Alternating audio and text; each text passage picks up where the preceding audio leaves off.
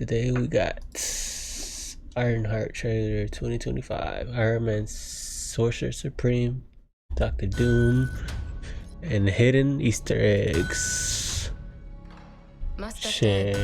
You say the best way to know a thing. Y'all think this is gonna hit or no? I think it is, low key. Put it back together. Then you can see what it's really made of. At least I hope it does. You should take your dad's advice. Break yourself down. See what you're made of. Here goes nothing. June 24. If I'm gonna protect people, I gotta start thinking outside the box. Out of all the things you could have built, with that big brain of yours. You turning it into Doctor Strange? Oh hell no. What the hell? Might be a hero in there after all. That looks like some evil shit, bro. Riri, time to wake up, love. What are you? Your greatest creation yet. Who the hell else would it be, bitch? Jarvis 2.0. Welcome back, everyone. It's Charlie. Marvel dropped a brand new Ironheart trailer. There's a bunch of references here to some deleted scenes from Avengers Infinity War with Iron Man becoming the Sorcerer Supreme briefly, and some comics where Tony Stark did this. And I believe they're actually doing this. Bro, that would have been lit. A what if of that character because of the way he's a man of both technology and a man of magic. Like, you actually see her heads-up display with a bunch of magic spells weaved into her Iron Man armors. I believe that's basically going to be what Dr. Doom looks like on screen. Also kind of curious if this magic-based plot is going to feed into what's happening in Doctor Strange 3, if they are still going to do that movie. There's a bunch of stuff going on here too. There's also some references, I think, to some characters that they were intending on putting on some other shows that they have since canceled, like the Strange Academy show with the Zelma Stanton character. I think that's the girl who's weaving the spells into her armor. While this is also happening, we're also giving away tickets for the Fantastic Four movie. All shit, let me get some, bro. And just post all your predictions in the comments below based on this new trailer footage. Not for Fantastic Four, obviously this has nothing to do with the Fantastic Four movie. But one of the big connections here to deleted Iron Man scenes, Doctor Strange scenes during Avengers Infinity War, is that during that movie, when you actually see him rescue Doctor Strange from the Black Order, from Ebony Maw, the whole idea is that he was briefly meant to wear the Cloak of Levitation. Bro, that would have been hard, at the same bro. time he was saving Doctor Strange from Ebony Maw, he actually gave his Iron Man nanites for his armor suit to Doctor Strange, which formed an armor suit around him, around his Eye of Agamotto, which after they called him the Iron Mage. So the whole reference there was, what if Doctor Strange had become Iron Man? What if Iron Man had become Doctor Strange? What is your job exactly besides making balloon animals? Protecting your reality. Douchebag. They even filmed the scene and everything. Like, this is real footage. Bro, we this didn't is him get wearing it. the Cloak of Levitation. This is Doctor Strange wearing That'd part have of been the lit. Iron Man armor for reference, because they did a lot of that during special effects. The Russo said the reason why they deleted that scene from Avengers Infinity War is just because so much stuff got deleted from that. Like, there's like a whole other movie, or another 2 movies inside that movie that they worked on. And it was still a crazy long movie, and a lot of those characters felt like they got short shrift. So there's so many deleted scenes from both Infinity War and Endgame. I've already done many videos about all those deleted scenes in the years since those came out, so I'll post some links down in the description below. Bruh, if we could get all the deleted scenes, that would be fucking sick. Scenes like that, big concepts or big payoffs that it intends on doing, is they just save those twists for future movies, future payoffs. When they announced that Robert Downey Jr. was coming back as a version of Dr. Doom, one of Dr. Doom's key abilities is that he is both a man of magic and technology. He uses the best of both worlds to be even more powerful than he could be just being a man of technology wearing an armor suit like Tony Stark, Iron Man, Dude, or Doctor just being a man Strange of gonna magic have like to Doctor Strange. do It's one of something, the bro. reasons why the Dr. Doom character is so versatile. He works in both Doctor Strange magic-based stories and in technology Iron Man-based types of stories. So when his Doctor Doom comes to the MCU during Avengers Doomsday, just starts wiping the floor with all the MCU characters, he'll be using spells like this, like weaving spells into his magical armor. Damn. We will see how much parody they have with the way they filmed a lot of the Iron Man scenes. Like, will he actually have heads-up display types of scenes like Iron Man did, like they're doing for Riri Williams here with the spells Shit, he might need inside to, her bro. armor. But that's basically The what they did green. during the What If comic book, where Tony Stark did actually go through the origin story in Kamartaj and become the next Sorcerer Supreme, actually weaving spells into his magical armor, fighting demons. When it actually comes to this series, though, this actually ties more to what's happening with the Hood, and because of the red magical spell I knew energy, he looked what they might familiar. have done is they actually might have substituted the Dormammu character for Mephisto. So originally, Sacha Baron Cohen was supposed to have filmed some scenes for this, and it seems like they were supposed to explain that he was actually getting his magical power from Mephisto, who was going to be double-crossing him secretly because Mephisto. And then a wheel laugh. High five. Shit, you got But finesse, because buddy. of the red magical spell energy, they could have just substituted Dormammu for that, because basically the same thing happened during the first Doctor Strange movie with Caecilius and his followers. They got magical power from Dormammu, who is secretly just taking advantage of them like Dormammu does to everyone else too.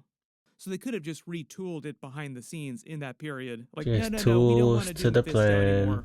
We're not going to pay off all the Mephisto jokes from years ago. So we will see. Everybody prepare your memes, have them ready to go.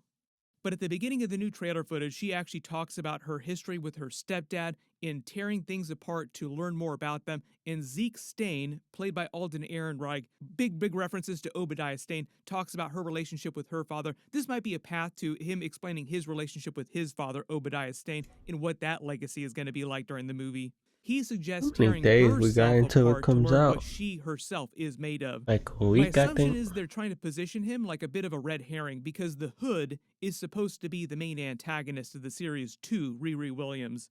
But at least the way they're positioning him at the beginning of the series here, she actually gets kicked out of MIT, goes back to Chicago, and she needs money to actually build her Iron Man armors the way she wants to. And the Hood is basically like, well, I can give you that money, but we gotta rob a whole bunch of different Shit, the Hood was businesses. crazy Now, in it's that. not totally I think, clear what was which it? What businesses if? they're robbing, like which tech businesses or why he It's wants pretty to rob them. crazy. But that's sort of the gist of how things go here, where like she explains to him why she's doing this and how she doesn't want to be a bad person and why they're robbing stuff. Are they meant to be more like Ocean's 11 or The Sopranos? Because Ocean's 11, they were actually trying to do something good with the robbery, but The Sopranos, I think she's trying to say we're a group of bad people, like a group of the mob doing a bunch of terrible stuff.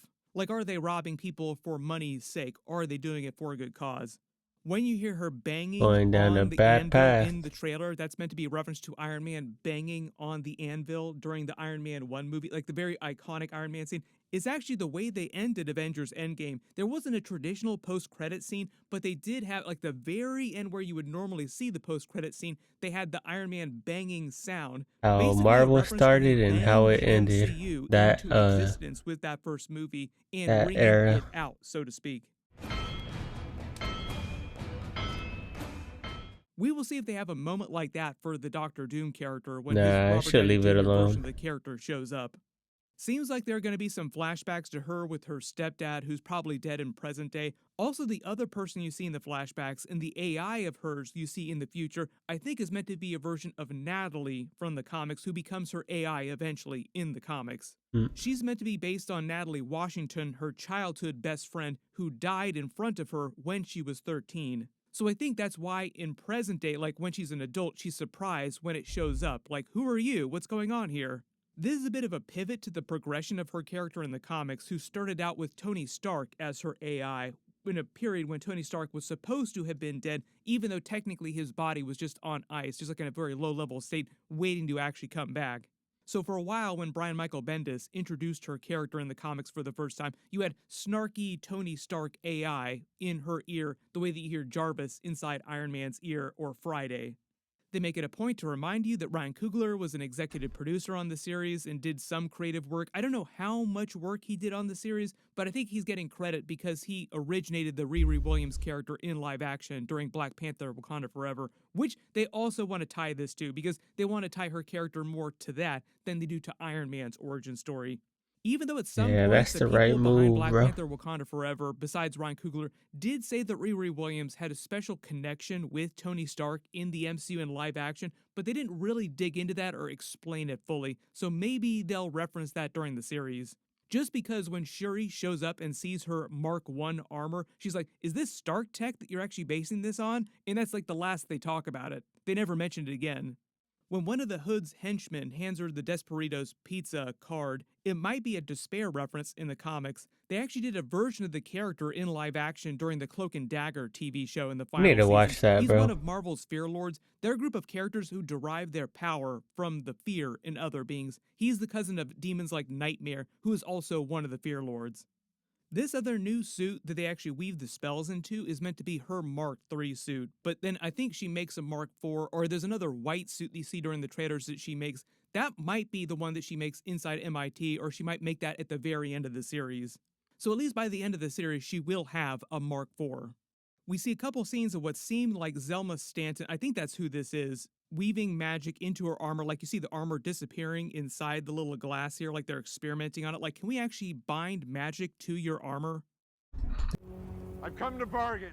All these scenes of Anthony Ramos' I've Hood come character to with the bargain. darkness spreading over his back here might just seem like the cost of magic. Like, this is the price he's paying for the power that he's given by whoever is behind this, like whoever's pulling the strings. Hood. Mephisto or Dormammu. You or better whoever go they've crazy, substituted for that too. character.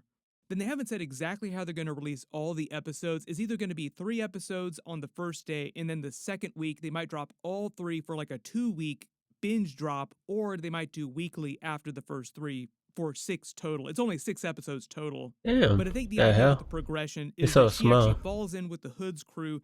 They start robbing people. She gets money to work on her armors, but then grows disillusioned and finds out that they're actually just robbing people because he wants more power, more money. So she tries to break with him, and that leads to them butting heads, becomes her big villain, and then they basically just fight it out for the rest of the series. What'll probably happen 6 though, because episodes they is already crazy, canceled though. a lot of the Strange Academy TV show stuff that they were setting up and a lot of the other stuff, but I still believe they're doing the Young Avengers project. So what they might do is just have a scene at the end of this, like a post-credit scene, where either Miss Marvel or one of the other characters shows up to recruit her for the Young Avengers, and that'll be what they tease next. Like, it won't be an Avengers Doomsday teaser, it'll be a Young Avengers teaser. I believe the first actual time we'll see Robert Downey Jr.'s Dr. Doom in live action will be at some point at the very end Doomsday. of the Fantastic Four movie, or maybe in the I post-credit don't even think scene. we'll get him But if there there's any either. other Easter eggs or references or theories about this that you spotted that Well, I couldn't maybe, talk about actually. during the video, write them below during the comments, and we'll probably get a little bit more footage from this, but it is meant to be a little bit separate from what's happening ready in Fantastic for Four in the next couple of Fantastic weeks. Four, bro. Gonna be a real big June, July with That shit gonna Fantastic go Four and Superman also coming crazy. out right That's gonna be it for today. Thanks for watching. Please like, comment, and subscribe.